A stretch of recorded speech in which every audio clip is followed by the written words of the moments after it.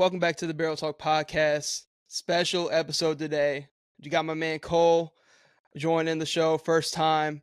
A little bit something different. I know the NBA offseason has been up and down. We're kind of in that dead point to where you got a couple free agents like left that should be on teams, but are kind of in that weird middle point of the offseason. But I feel like it's a good point now to give every NBA team a grade of what they did, what things we liked, didn't like. This episode is going to be for the Western Conference. We'll have another video for the Eastern Conference side of things. But Cole, man, how we doing? Good, man. Like you said, this is kind of that dead point where like all the basketball fans like really realize how much they love ball and like miss it, like the season goes by so fast, even with how long it is. So like right now is like when you got people making breakdowns on summer league games and just missing basketball. And like, it's just that time of year, man. So I'm excited to talk about it. Cause you get a little bit, it's like after, especially this offseason, like you got the finals, then right after the finals, it dives right into like free agency. Everybody, that's the next thing. Then you got the draft right after, and then you got the big free agency period and the big moves, and then kind of quiets down. Then you get to the summer league, which is like a little, okay, here's what the rookies are doing. And then now it's like I think it's the worst 2 months of the year. I think the back half of July and the whole month of August before football season, because you got no football. And if you're not an MLB guy, you don't really have anything going on. Yeah. Because I'm not an MLB guy. I am, so I can watch some baseball. My Brewers are really good right now. For any of you baseball fans out there, this is the time of year where you got to get caught up on your TV shows. You got to be watching all your TV shows right now because it's not the hot time of the sports calendar. But really, we're talking about basketball today, but we need football to get started. I will be honest, we do. I'm already waiting on it. Because once football starts, the NBA just comes out of nowhere. Like, if we're being honest. It does. It comes out of nowhere. Yeah. And we already got, by the time you guys are seeing this, there'll already be a fantasy episode breaking down kind of NFL fantasy that we do every year. At least a couple episodes on that, but that's going to be already out by the time you guys are seeing this. But we can hop right into the Western Conference. We kind of split it up. He did like pretty much half and half with teams in each conference. I can start out with OKC. A lot of these teams, before we get into it, it's like a grade, some things we liked and disliked, but also like there are some teams that didn't really do a whole lot this offseason. So it's kind of good. We're going to quickly glaze over those teams to get to kind of the more important teams that did make some big moves and some big time adjustments this offseason. Because I'm a Warriors fan, so he's doing the Warriors, and he's a Bucks fan, so I'm doing the Bucks. So we're going to have different perspectives on our two teams from this offseason. But I can start out with OKC. Obviously, I'm going to give this one an A. This is kind of the ones we can easily kind of get through. Did what exactly they're supposed to do, extend J-Dub, extend Chet. Just stay pat on making any kind of move. We know this team can make a move at any point in time because they just have that kind of capital in the draft with young talent.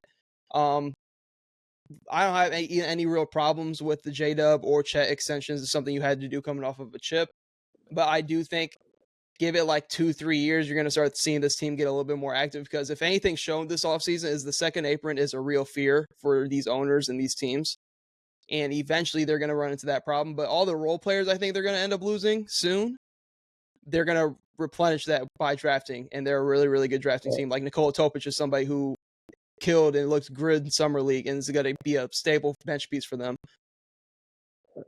If they're able to keep drafting well, the second apron stuff won't be a problem. And like you said, they had to pay those guys anyways. But like the only problem they'll run into is if like, okay, let's say they can't pay Casey Wallace. Or I think they paid Wiggins, but if they can't pay Casey Wallace, they lose him, and then the guy who comes in for him isn't good enough. That's the only problem they're going to run into. But like you said, this offseason they handled it perfectly. And they're a team where we see it a ton in the NFL, and it's a little bit in the NBA, but I feel more of an emphasis in the NFL is like paying your players early. Like them getting Aaron Wiggins and Casey Wallace on good long-term cheap contracts at the time they did. Like, because Casey Wallace could probably damn near start for a lot of teams in the NBA with his defense, and then Aaron Wiggins can be a nice bench piece, damn near starting caliber player for any team as well. So them paying them early, I think, is going to help them a lot. And then, like, something I really like that they did is, like, they already know Hartenstein, if I'm them, could be moved because of his contract. Like, in the situation, who knows what happens. But Thomas Sorber, somebody who did come, like, into the draft process hurt, because of last season with like a foot injury. So them getting him, if they can continue to just add more pro-ready guys, instead of taking the stabs. They've taken stabs on like Pokusevski, Ujman Jiang in the past, but like if they can continue to like tap into like NBA ready guys, I think they're going to be just fine going into the future. And they have the MVP of the league, so Yeah. I mean, yeah. And JW3 is all defense, all NBA. We know what Chet is. Like, they're fine. And like, that Silver pick was one of my favorite picks of the night, bro. Like, yeah, Presti's ridiculous. That's all I'm going to yeah. say. And we kind of like did random. So I also have Houston as the 2, and then my dad's a Houston Rockets fan, so I wanted to do them. Oh, dang. I give them an A plus.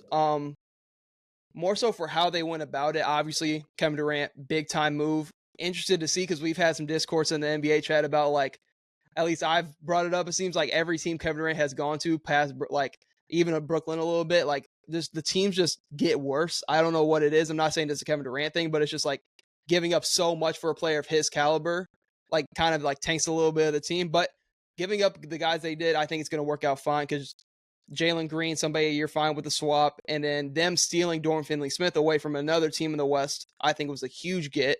And then Jabari Smith Jr., I think, is the icing on the cake because you're able to keep him. Now you can run these big ultra lineups with like you can have KD at your 2 and then Jabari at your 3, and then they love the double big lineup, which worked for them last year, especially against Golden State, and they're well coached. So like the only thing I didn't really mess with.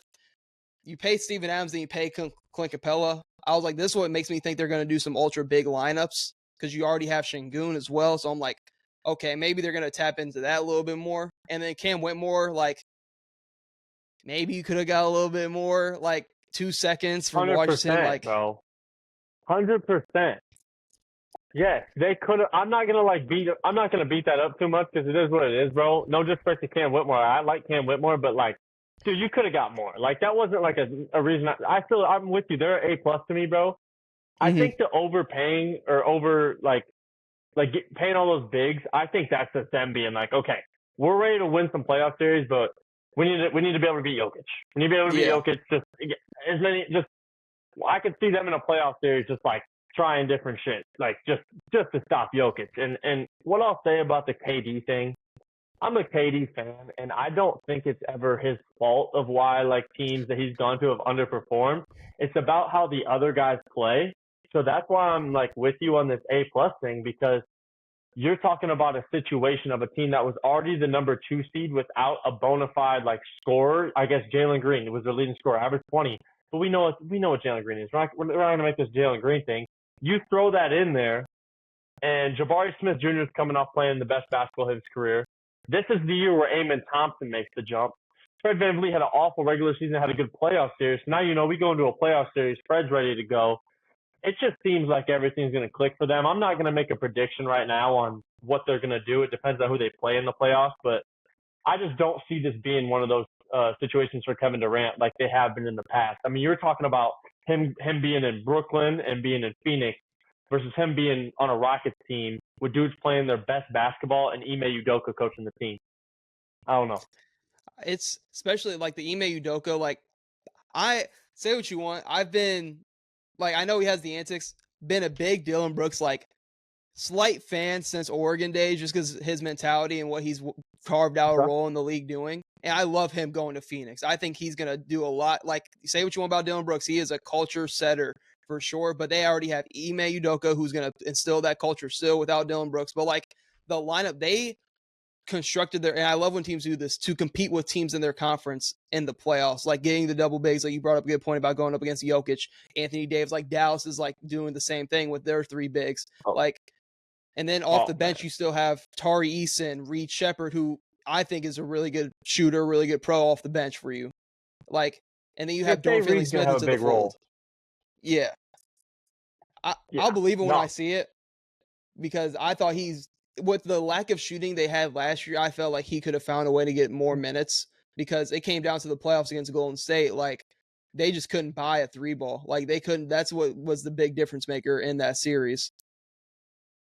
Question about Houston too, Corey. I don't want to say this because his fan base is so crazy, but like, what happens if Amen Thompson comes back the exact same offensive player and it's just like it wouldn't be a bad thing. Like, he's still gonna be an elite. Like, but like, what happens if he doesn't like what happens if his offensive game never, like develops and they never put him in a position to like be a ball handler, playmaker guy, and he doesn't have the shooting. Yeah, he's going to give you the best athleticism in the NBA and great defense and great energy, all these things, and great like play finishing, transition scoring. But like, is there a world where he doesn't take this leap that NBA fans have been like acting like is just like no doubt he's going to become this like all Next NBA thing. type? I feel like that's what I see. I see people just assuming that he's going to be this elite offensive player. I Because don't my know, dad, man. God, so he's always been a Houston fan, and like back in like when like Warriors were going after Harden and they were getting after pretty much every playoffs for the like 4 years in the like Curry Bron era. Yeah, it was the rivalry. So like we went back and forth about it. Now I feel like it's more we respect like each other's teams and with the moves. But so he would always talk about the Amen Thompson situation, but I think he's always that's the path for him to get to that all NBA player, because you got to use him like a mini Giannis with that athleticism and that handle to get downhill, but he needs the ball in his hands. But having somebody like Kevin Durant that can space and having more shooting and spacing out there, I think is going to open the lane a lot more. Reed. Yes. Reed can be the 2. If Amen becomes that Reed even a little bit smaller, he can be the 2. He don't need the ball in his hands. He's spacing. Jabari's a great spacer. I love some Jabari Smith, especially after what we just saw at the end of the season. He is perfect for what they want to do with Amen. And then you throw in KD instead of a Jalen Green. And no disrespect to Jalen Green. It's just like a whole different – you're talking about a 2 seed in the West who just took Golden State to 7, replacing Jalen Green with Kevin Durant, basically. I'm with you on the Dillon Brooks thing, but I mean, this team just had. They're a lot better. Maybe at the end we can talk about it. We can actually talk about who had the best offseason at the end. Some would say some other teams. Houston's got to be up there, bro. You can't forget who Kevin Durant is every single year. Like that. Right. This might be one of the best off seasons. We're just getting a little bit too like critical just because of their expectations to go to beat West Conference Finals, right? But like in the grand scheme of things, this is one of the best off seasons. Oh, for sure. And one of the main arguments I've had, and I've seen like just on Twitter and just like NBA talk alone, is like the last time Kevin Durant was put on a team with this much defensive athleticism was that early Brooklyn team with you had Nick Claxton, who was younger, and you had like Bruce Brown, and you just had Harden and Kyrie, and like it was a Kyrie ankle turn away from them probably winning the chip that year, even with a hurt Harden. So like, because they were probably going to beat the Bucks, sadly. Like, yeah. You know what? And then they probably cruised past the Hawks. Yeah, and then the Suns would have been an interesting matchup. Yeah. So it's I ignore that point of history. I just think of my team winning the chip. But you're right, man. You're right. You are right. I'm not going to be biased. Every team has you can go back every year. There's some kind of injury or circumstance for every team that does win the chip along the way. It happens every single, like it happened with OKC, the Halliburton in Game 7. Who knows what could have happened if Halliburton played that game because he started out hot. Yeah, so it could have been either way. I mean, you need luck. That's why I think ring culture sucks. This is a whole other ring culture sucks because there's a lot of luck involved with that shit. But that's another comment for another day. We spent a lot of time on Houston, but I think that was deserved just because they're a contender. Yeah. So it's like, I mean, that's important. They're a contender. A+. I'm with you. I got the Los Angeles Lakers next. Something I'll say first. I mean, we're obviously annoyed with it. We intake a lot of basketball media, so sometimes when we just get like these big media companies, like, I'm not gonna say, like obviously ESPN, bro. Like it seems like everything the Lakers does is so amplified, and it does get really annoying.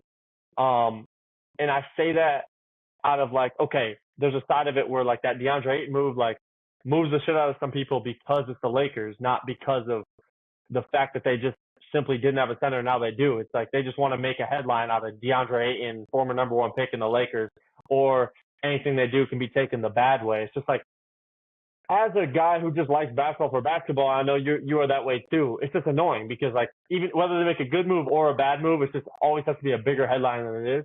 So what I'll say about them is if you think the Lakers had a bad offseason because however you feel about DeAndre Ayton, I'm not a big DeAndre Ayton fan at all, but I think the Lakers had an amazing offseason. My grade for them is an A-. They went from Jackson Hayes as their center when Luka Doncic is on your team. If you know anything about Luka Doncic, you give him a good center, he'll make that center a great center. And You're giving him DeAndre Ayton, who maybe isn't like a guy who just wants to catch lobs all game. You know, he likes to do his thing. Like this is a great offseason of them. They needed a point of attack defender and they needed a center, and they addressed both of those. Don't know what Marcus Smart's going to do for them. Like really, like I don't know how good Marcus Smart is now compared to like the last time we saw him playing like meaningful basketball with Boston. But they addressed their two needs, and then you know you lost Dorian Finney-Smith, but who's to know if he was going to be able to shoot as well as he was at the end of last year? Obviously, he was a defender, but you get Jake LaRavia. I think he's a good player. I'm not going to sit up here and talk about that all day, but I get the Lakers an A-, dude. They just got better, and that's what you had to do in the West. If you didn't get better in the West this year, you were going to be dead in the water. So I'm going A- for the Lakers. I thought that was a good offseason. You go from Jackson Hayes to Ayton. It's just a good offseason. And I'm sitting here looking at the Lakers, because like I'm not the craziest DeAndre Ayton fan. I think defensively this team, because it's like Luka and AR on the court together, is what kind of killed them against the Wolves, and the Wolves kind of just athletically just overwhelmed them, and they didn't have a big, so Rudy Gobert actually looked really, really good offensively. So it's like offensively, this team should be top end of the league under JJ Redick, because Ayton can get you at least 15 a night, especially next to Luka and AR and Bron getting fed all night long. He could easily get you 15 to 18. If anything, this is like the first year realistically where I'm like, if I'm Bron, I'm really trying to, if like, because you see the discourse of if Bron could get moved, like how many years Bron got left and everything like that. But like he could really take a step back, because you got AR who's going to want to get 20. You got Ayton who's going to want to get 15 to 18. You got Luka who's going to give you 28 to 32. Like, and then like offensively, 20. This team,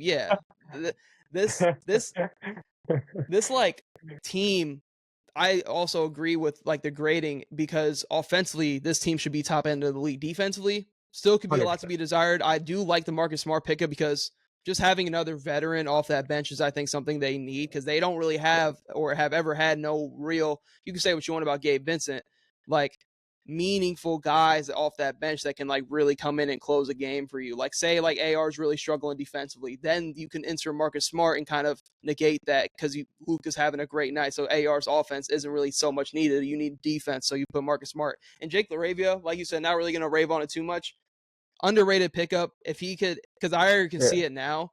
People were kind of, I ain't gonna lie. Yeah. So if he comes out, he's gonna come out and have like, I can see it. It's like the first 2 weeks of the season, he's gonna come out and have like damn near 20 ball. And the Lakers discourse on Twitter is gonna be crazy. Yes, bro. So Corey, Lakers love their white boys. That's just a fact. Oh, they love them. They love them. They love their white boys. They do. Jake LaRavia's a bucket, bro. I'm not gonna lie. If any of y'all watching this don't know anything about him, look up his highlights. He actually like scores like, he'd be like getting like tough.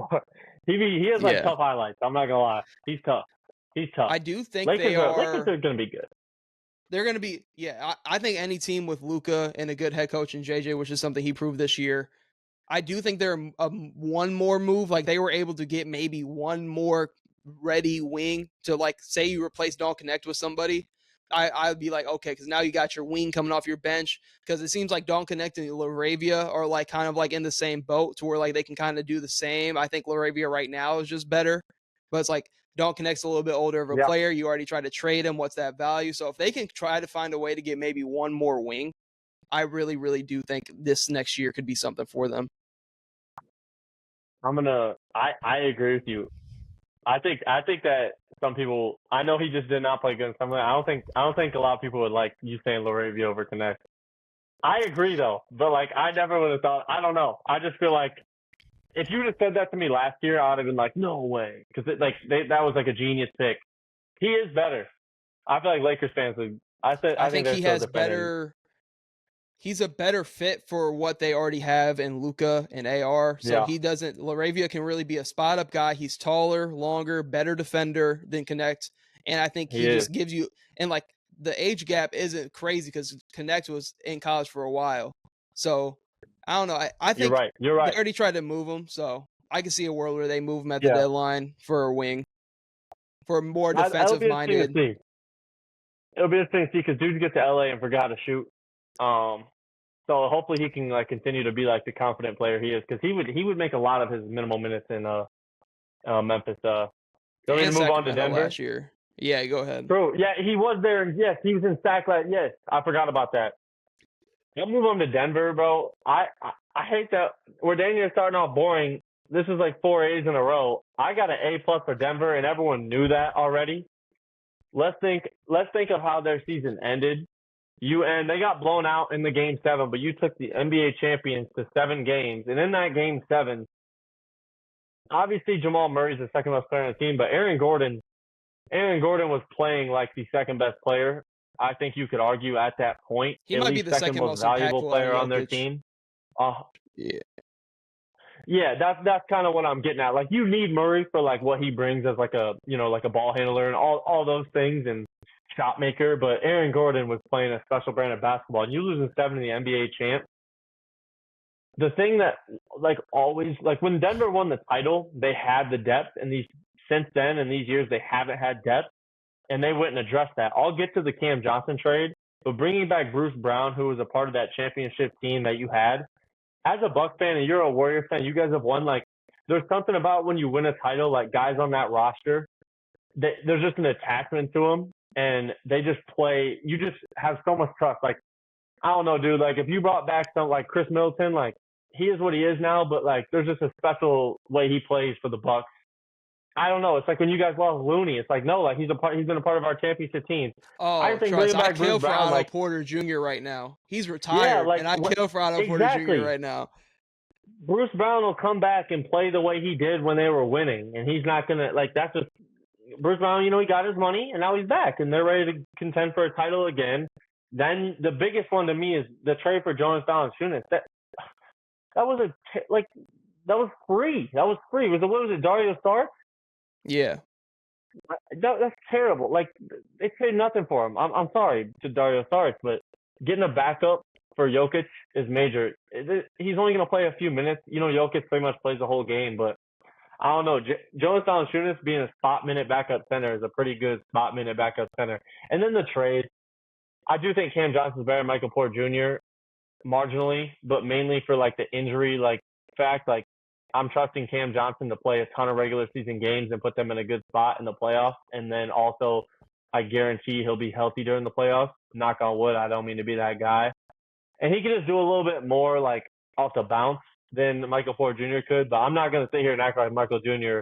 hasn't had really good playoff games and doesn't have a burner. And he's a champion as well. So I want there to be some respect on his name. I think that back injury, people just kind of are scared of it, and as they should be. So it'll be cool for Michael Porter Jr. too, because what if he's feeling healthy and can have a cool, really good year in Brooklyn?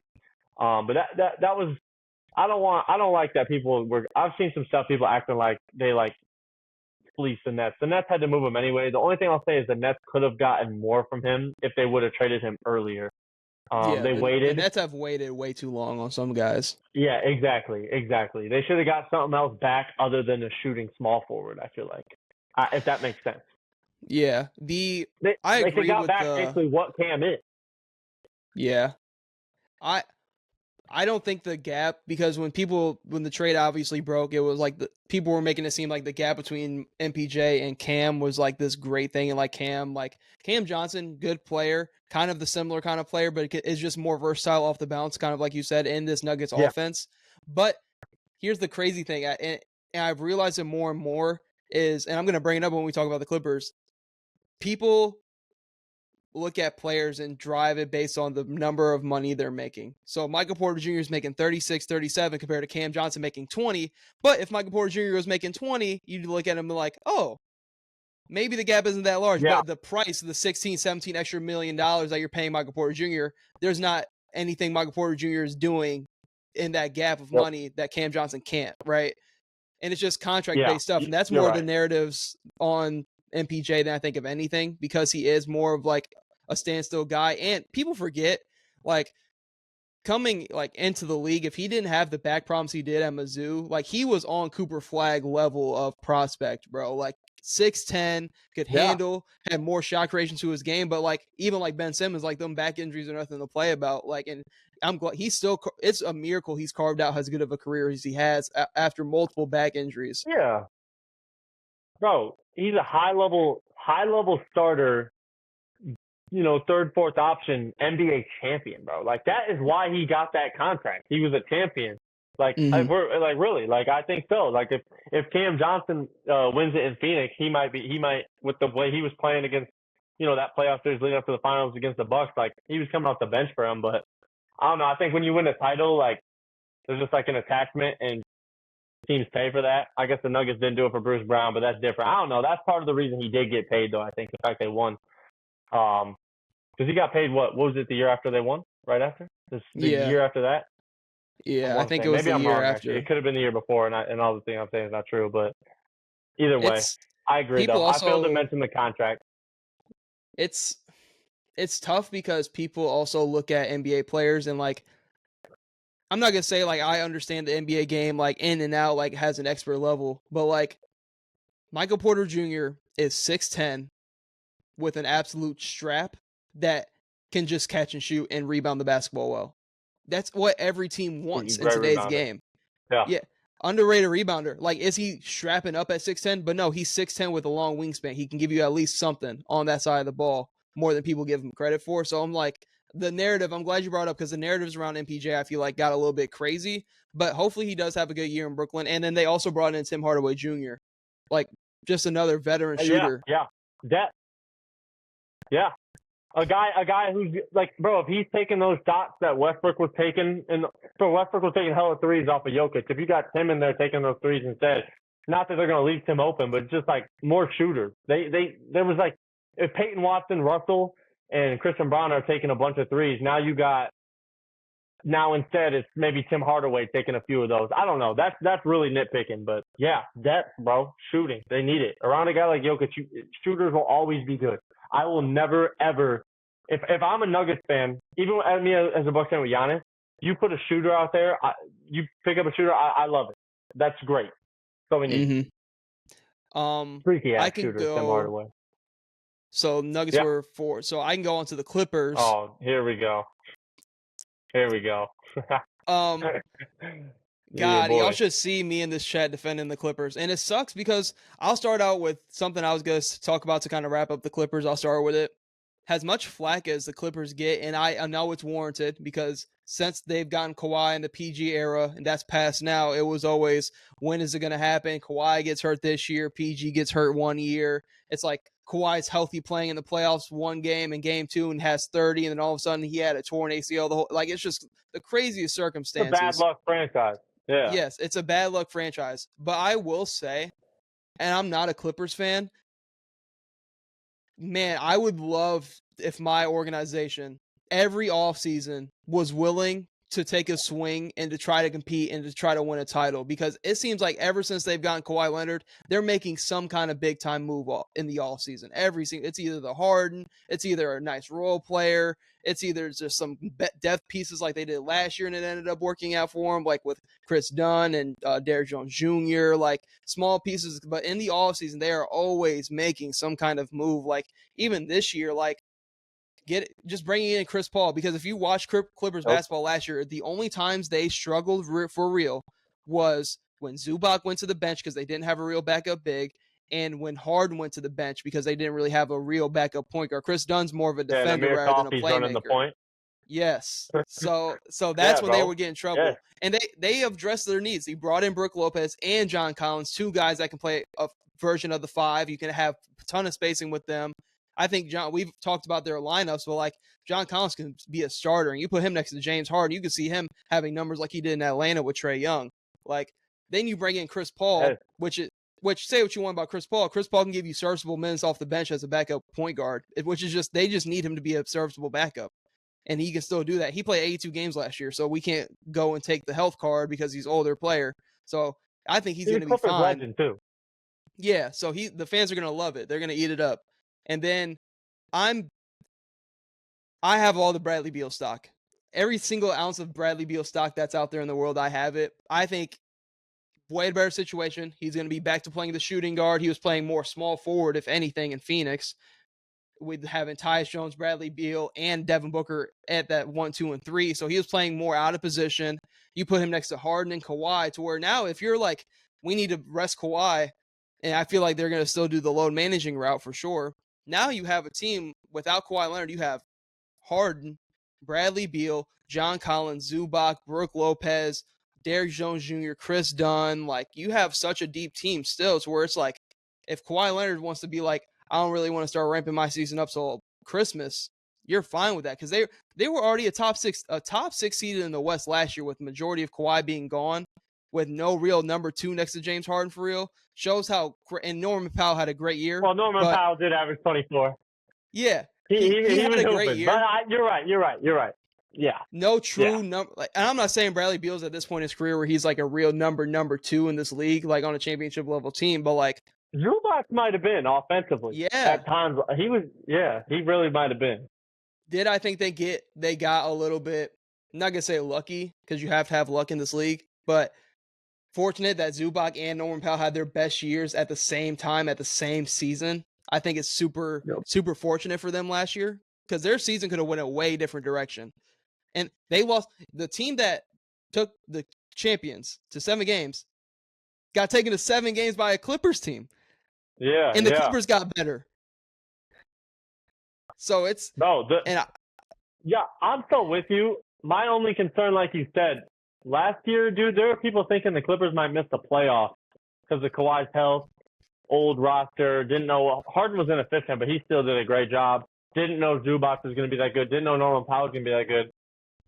The Clippers last year were playing with no pressure going into the year. This year, they're going into the year looked at as one of the best teams. And this is when I just am like a little bit scared to buy the stock. I know how good they are, and I think they will be really good. I can almost guarantee they'll be a playoff team.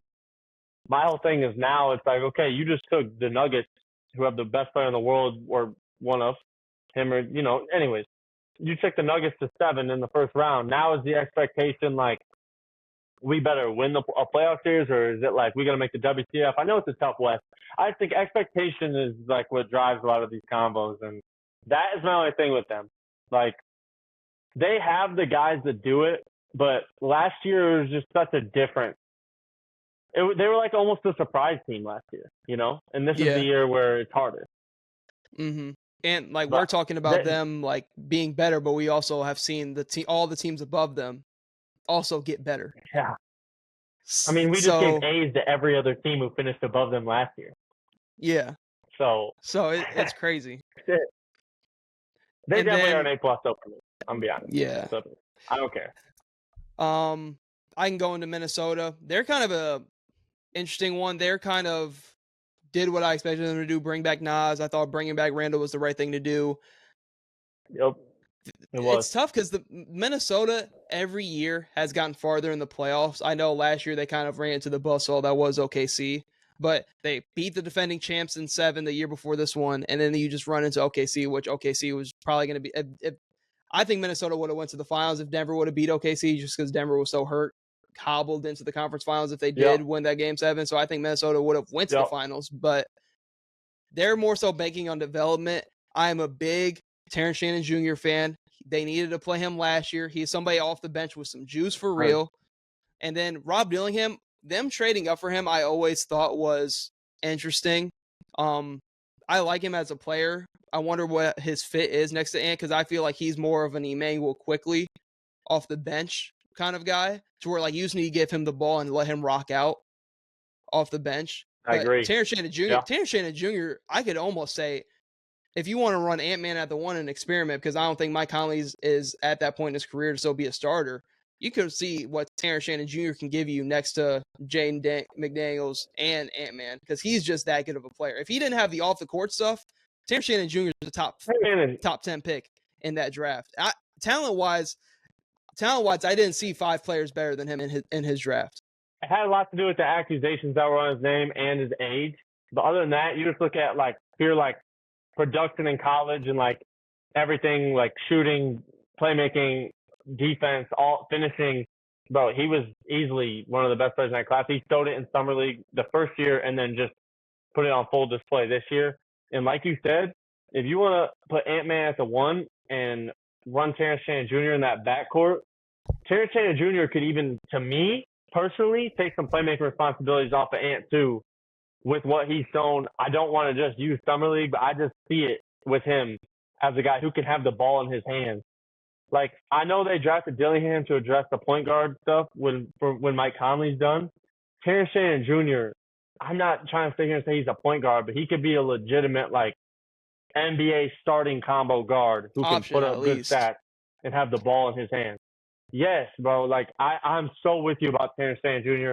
I felt this way about him in college. He is really, like, such a good player. And for him this past year to show up in that one game in the Western Conference Finals against the champ and play fearless like that and that well just shows, like, if I'm Minnesota, he has to be a big part of my future going forward. And I'd seriously prioritize that. Like, I would. I think he is that good of a player.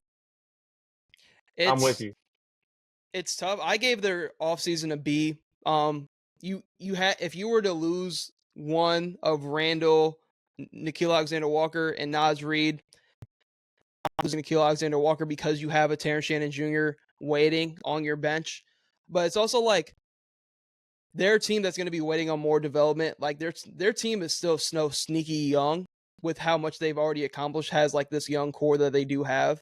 But if I'm a Minnesota Timberwolves fan, I'm staying patient. I'm not going out and making any type of crazy all-in move because of, like we said, all the teams above them in the standings from last year all got better. But their whole thing is they didn't go and make the offseason splash. They're on development. If you get a bounce from Terrence Shannon Jr.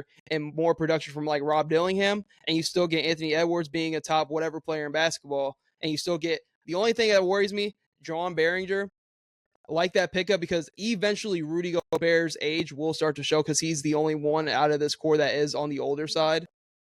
So eventually that's going to be the domino that goes out the window. But I give it a B. I think they're more so knocking on the developmental door than anything.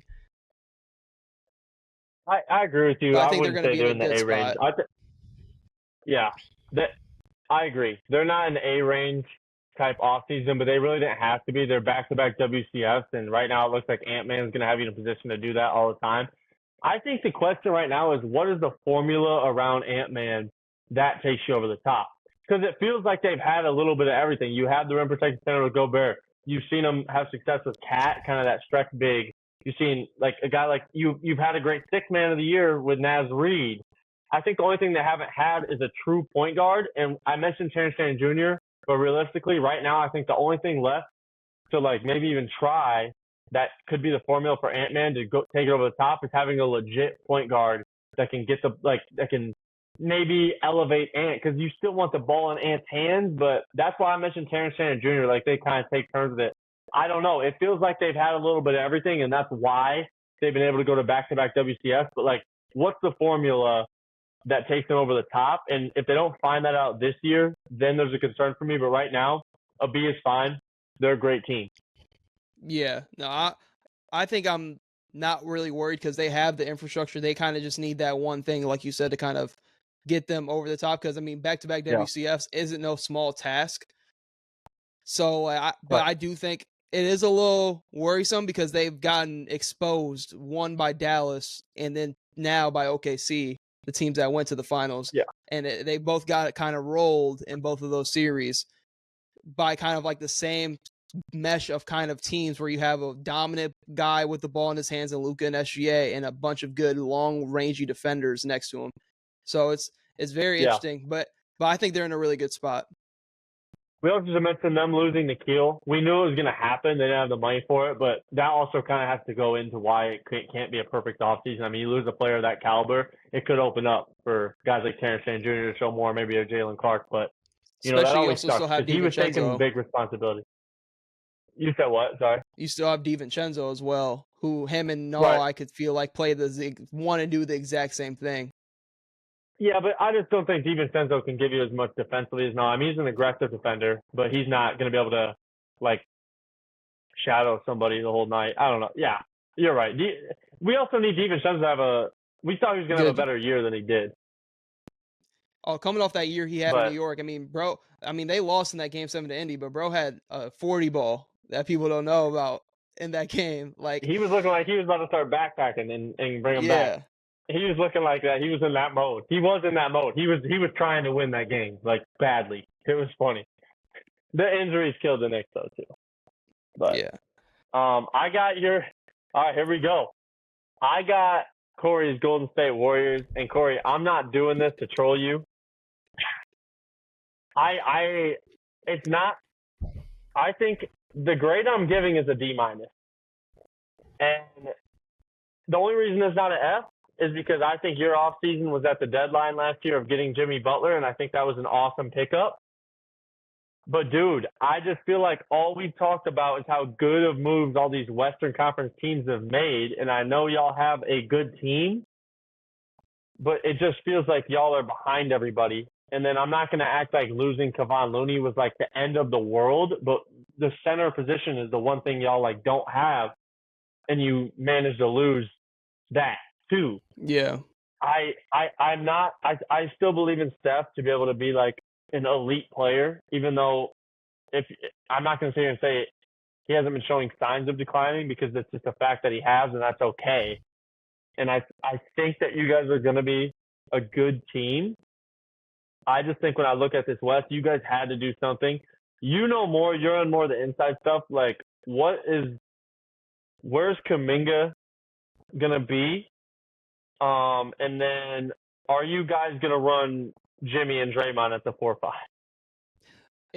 So what gave me a little bit of hope for this offseason was Mike Dunleavy came out and Steve Kerr, like, in like every team has their like post-season presser or whatever, and they're like, we want to go into next year with not having Draymond at our 5 and having him be the 4, which obviously that was the main concern. Like, Houston almost beat you just off of having 2 bigs on the court. It wasn't even anything else that Houston was doing crazy to you. They were just dominating the glass and the paint.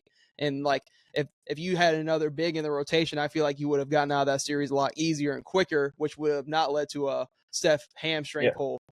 So looking at this, I do think the Kuminga thing's interesting, and I feel like the Al Horford is a done deal, but they're waiting to see if of the Kuminga sign-in trade before we go down that route of signing Al Horford to X amount of money. And I think that's the whole reason why he hasn't been fully signed yet, because this has been dragged out way too long. And I think they're like, okay, you're going to be on our roster, but let us work out this Kuminga sign-in trade, then we'll forget out your money. So I think that's the only reason Al Horford hasn't been signed. I'm fine with Al Horford. This is going to be like and I know we've had Quentin Post last year, but having a vet like Al Horford that can maybe not give you like 30 minutes a night, but having him just for spacing 20 minutes a night off your bench, I think he's more impactful than Kevon Looney, because he is so much more impactful spacing for this team. That's my concern in the flip and the trade-off. And I'm fine with that trade-off. I love Kevon Looney, obviously. Like, should get his jersey retired for what he's meant to like Golden State and the big games he's had in the playoffs. But like, I feel like at this point with this team, with having Jimmy Butler not being a plus 3-point shooter all the time, you need somebody like Al Horford at least to be in certain lineups to kind of give you a little bit more spacing, because you don't have a Klay Thompson like to offset Steph, and you don't have all that spacing like you would want. So I'm fine with the Al Horford pickup. A little bit older, obviously, but I'm fine with him just because he's a vet and he kind of fits what this team wants to do. In terms of like Kuminga, God, he has so much talent, but it sucks because you haven't seen a single restricted free agent get any kind of buzz. Like Giddey, Camp Thomas, and then Quentin Grimes, big restricted free agents have gotten no buzz because no teams have money because of the second apron. I think he's a deadline move. I think he's going to come back, play on the qualifying, which is always a big risk. I think he's going to come back. I mean, I don't know.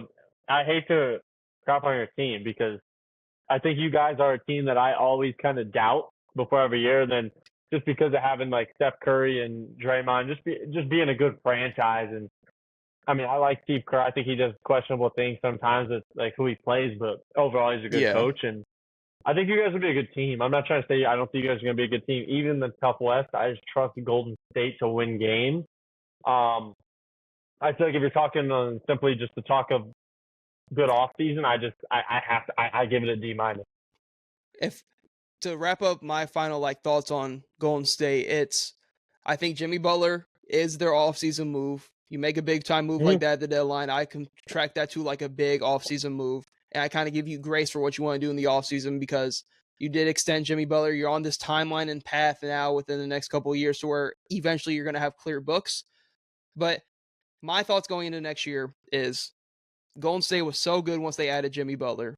If you can just get some sort of size, and I know it's my team, but with the way game one started against Minnesota and the way Curry was looking against them and the spacing he had compared to the Houston series, and from Minnesota, who didn't play good at all really that series, I think our defense really did a good job for most of that series. We just couldn't score. But I think Curry has one more elite level year to where like he's still top end of the league as a player. And I think he has one more year left of that.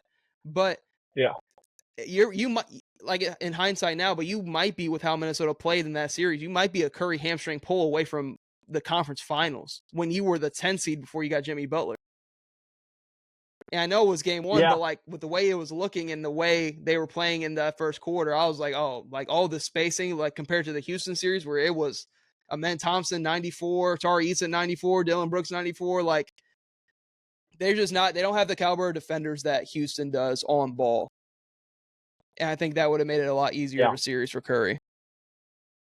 Yeah, as good as I think they are, even I'm not even too mad though. Too, like there wasn't a bunch of moves you could have went out and made that I would have even said would put you over some of the teams above you guys. Though, if I'm being completely honest, like I mean, like there's just some. Not that you can't beat them, but I'm just there's not many guys that they can, unless there's like a trade that we didn't know like they were like working on, but like free agent wise, there was not many like signings that you guys were able to make even that I look at and I'm like, oh, I think they're like they're beating Denver, Houston in the series. You know, I mean, I know they just beat Houston. I'm just saying now with Kevin Durant, I think it's different. But you guys will be fine. Off season wise, you didn't do anything. This is what it was. Everybody's waiting on the Kuminga sign and trade. The only team I've seen have interest is Chicago, but like they're also staying pat because they haven't done anything with Josh Giddey yet. So it's like everybody's at this standstill with restricted free agents to where it's like, I think Steve Kerr benching Kuminga like out of nowhere back half of the year once they got Butler, I think did nothing but kill his value. And that's why a big reason why he hasn't been moved. Yes. Because now they want to, I think they want to bring him back. Yeah, they want to bring him back, but they want to bring him back for their dollar amount, not his. That's what I'm saying. And that's smart nowadays, dude. You can't just throw money at people no more. And you can't just pay guys just because they're due. Like, if I'm the Bulls, did Josh Giddey earn the money he wants? He didn't earn that. Does he deserve the money you want to pay him? Nah, somewhere in between, right? But because of second apron, I'm honestly not that mad. I'm all about paying your players, but if the second apron stuff is gonna like do what it has done to some of these teams, then I get it. Mm-hmm. Who did you have so the 8th seed would have been Memphis. Oh, right. Oh, I'm interested to see what you have to say about Memphis because they did some weird stuff. I'm just gonna tell you my grade. I want to get your reaction. I have Memphis as an A-. I know we're being boring with these high grades. I like what Memphis did a lot. We knew one of their priorities was to bring back Santi Aldama. And I like Santi Aldama. I think he's a good player. I think he's going to have an increased role this year, and he's going to be good. Just wanted to get that out the way. For any of you Santi Aldama nerds out there listening, I see you. They extend or they bring back Jaren Jackson Jr. They got him his big contract. He earned it this year. He's an incredible player, and I think Desmond Bane I love, and I'm going to talk great about him when we talk about the Orlando Magic later.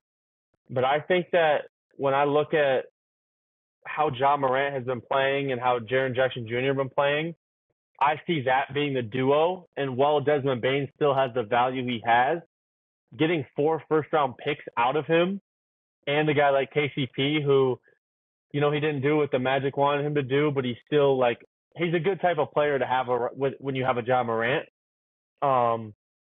Like just a shooter and guy who can guard. I just feel like they just maximized Bane's value, and that move I just think it was so good for both sides and getting the first round pick, the 4 first rounders. So now you're in a position where it's like Memphis could actually be good. I could see them winning more games than whatever their Vegas line is or whatever. But you still have those picks in your back pocket. And if you aren't good in this really tough West, you have those picks. If you are good, you can trade those picks and become a contender. Like, so now at the deadline, they just have like these assets, you know, to know what direction they need to go in, right? Like, what if they're terrible and they need to move? I don't know. They just signed Jaren, but they need to move Jaren or Ja. Like, I just feel like right now they're in a position where they can feel it out with this team and see how good they're going to be. You bring in Ty Jerome. I think that he's a good scoring piece. Now that you've lost Bane, Jerome might come off the bench. I don't know what their depth chart would be right now. But he just fills in some more scoring while still letting Ja and Jaren kind of become that duo. Memphis is just, it's hard. I'm all over the place because Memphis just continuously just has a bunch of good basketball players. It's hard to keep track of, like, you know, this is their top three. Then they have their center and shooting guard. Then they have these three off the bench. They just always have 12 really good players. I love the Cedric Coward pick. I played D3 basketball and the D3 guy right there. So shout out to Cedric Coward. I think he just looks like he's going to be a really good NBA player. When you look at, he's always been efficient. He doesn't force. He has a long wingspan. He can guard. He has everything about him screams like going to be a good NBA player. Only thing is what type of competition has he played? You know, we'll see. I believe in the pick. I thought it was a great pick. So, you know, I'm going to credit that. And then I mentioned Ty Jerome. I mentioned KCP. And then another one of their additions, like I said, is those 4 first-round picks. And I don't think Ja Morant, I think he's going to look a lot better than he did last year. He got a full healthy off-season and everything, full healthy season for the most. Well, no, he was hurt again. But bearing him staying healthy, they could be a good team. And if they aren't, they got assets and can do something with it. I kind of went on and on about them, but I'm saying A- just because there's no way that there's a failed season for them coming up here. I just don't see it. I think they can go any direction based and feel out the West this year.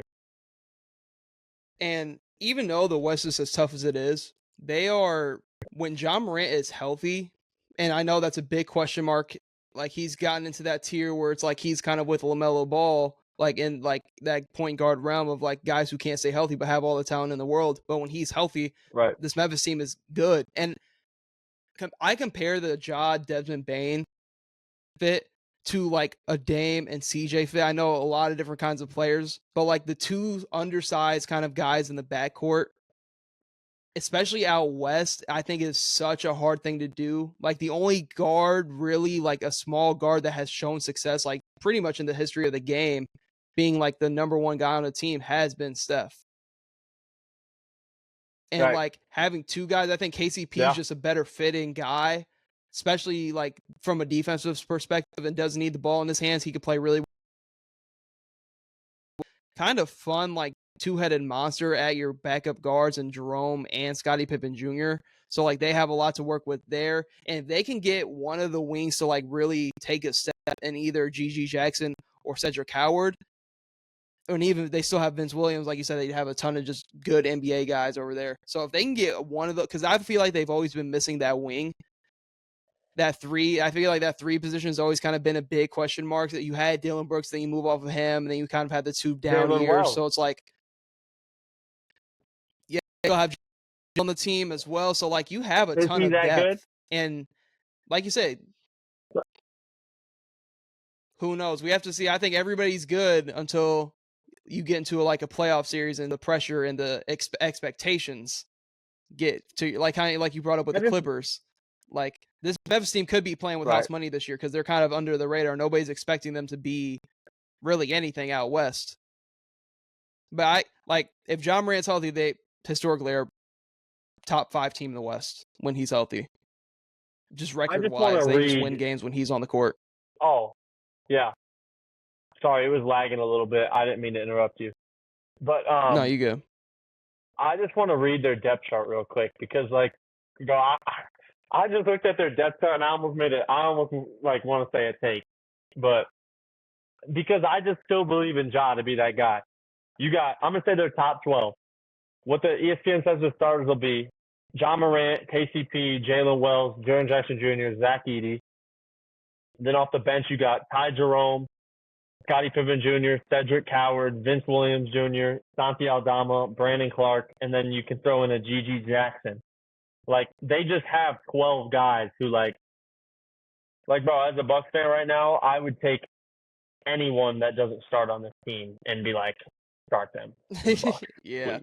Like Yeah. I'm not even kidding. Yeah. This is a good I team in forgot. a tough West. So I like this team. I like this team.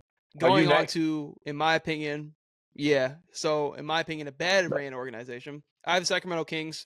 Um, I gave it a C. A lot of this is off the back of I really liked their draft and Nick Clifford and Maxime in the second round. Because Maxine's somebody who can be backup to Sabonis and gives them more of a spacing threat. Somebody that is older, can play right away. And Nick Clifford, we saw in Summer League, can really hoop. I feel like them trading into the draft is something I like love when teams do, is trading into the first round if they don't have one, when they see a guy they like. And he fell on draft night, surprisingly, because he should have went way before he did. He went, I think they had like 25 or something in the draft. But Yeah. they've done some like not head scratching things where I'm like, Dennis Schroeder gets 3 years, $44 million. I'm like, for Dennis Schroeder, like the caliber of player, $44 million. I'm like, at this point in his career, maybe 4 or 5 years ago when he turned down the money from the Lakers, I could have saw it. But it's just like, you needed a point guard. So I'm like, but you still have Devin Carter who could get to the realms too. Like they have like a sleeper, decent, like younger core, but then they have like older guys with Sabonis and Levine and DeMar, because you have like Devin Carter, Keegan Murray, you can say is a little bit older now, but like Keon Ellis, like Nick Clifford now, who's younger, like Maxine, they're all a little bit older players, more NBA ready, but like their young core isn't as bad as it might seem, but it's just like I felt like Not at they're due all. for a blow up. They're due for a blow up. That's kind of all I have to say. I give No. them a C for this offseason, but they're the Bulls of the Western Conference now with Levine and DeMar, and they're a team that is always going to look to blow it up too late. And now it sucks because the Kings were like the Kings are what the Pacers are right now, what I thought they were going to be, and with how they were projecting. Yeah. They had that bad year with the injuries, Dude. but like that Kings team, when they were the 3 seed, yes, they lost to Golden State. And I feel like Golden State gets lucky and gets that young ass team in the playoffs and kind of just overpowers them with their just like wisdom of the game and kind of gets them out of there. Yeah. But it's just like, man, Well, and that it's that Kings 50 team was ball. like like in Game 7, like what are you gonna do? Yeah, bro. Well, yeah. See, that's Keegan's rookie year. That was like their vibes were so high. They just went from the poverty franchise to the hot new team on the block, and then they just fell back into this like, okay, you guys are gonna win some games now. And I almost am worried that their like ownership is kind of like they're getting a little too comfortable with just kind of winning some basketball games when all their real fans were like, no, no, no, no, no.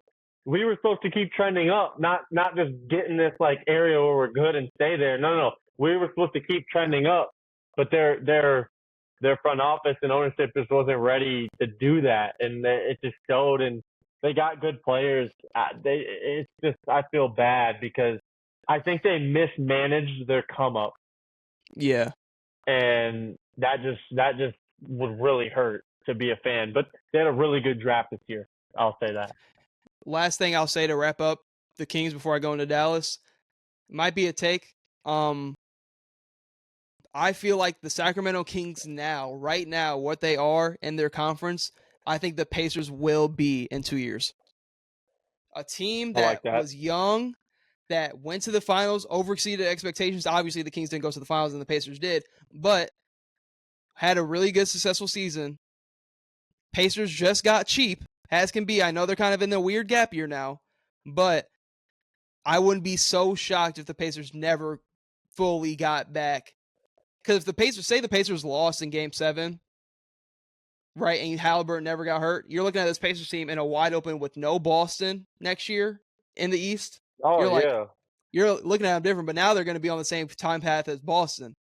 And when Boston gets Right. ramped back up, the Pacers are going to be ramped back up, and who knows what the East looks like in 2 years. But that's kind of my take. If I think the Tyrese doesn't Kings, get hurt, does Miles stay if Tyrese doesn't get hurt? right? It's legit one of those like what ifs I'm going to see on a video in like 10 years on YouTube Yeah. of like what if Yeah. Tyrese Halliburton doesn't get hurt. So I don't know, but going on to the Dallas Mavericks, I'm going to give it an A.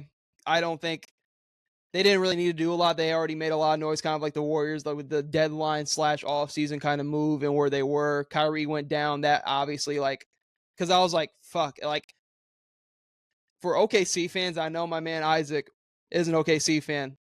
OKC is terrified of Dallas. Dallas just, for some reason, no matter who's on that roster and who's playing, if they match up with OKC at any point in the regular season, it's a classic. And once Kyrie went down, because I was like, could you imagine OKC having to play Dallas in the first round? Kyrie and AD with all them, like, it would have been tough. But Kyrie goes down. They're in a gap year with that, and you add Cooper Flag. You win the lottery, you get Cooper Flag, you bring back Gafford, you have Lively, AD, you still have the bigs. I like bringing in D'Lo because if I had to nitpick anything with this team, is without Kyrie, they kind of lack shot creation on the perimeter. I don't see any like real bona fide shot getters on that perimeter.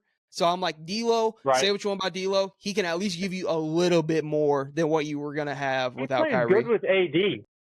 D'Lo plays good with AD also. D'Lo's time with the Lakers gets looked at like more negative than it was. Him and AD, they play well together. Yeah, you can keep going with that because I'm just changing the battery in my camera. Oh, I bet. Sorry, I just thought it'd stop for a second. No, yeah, like I agree with you on the D'Lo move. At first, I thought they were gonna get Ty Jerome, but then it just started to like kind of Ty Jerome. I like wherever he was gonna go because he just is what he is, like a guy who can score. But anyways, the D'Lo pickup to me was really good, especially as we all know, Kyrie's not gonna be there at the start of the year. And if we're just talking about like fall and early winter basketball, D'Lo as your point guard with that infrastructure that's great. That's great, dude. You don't need.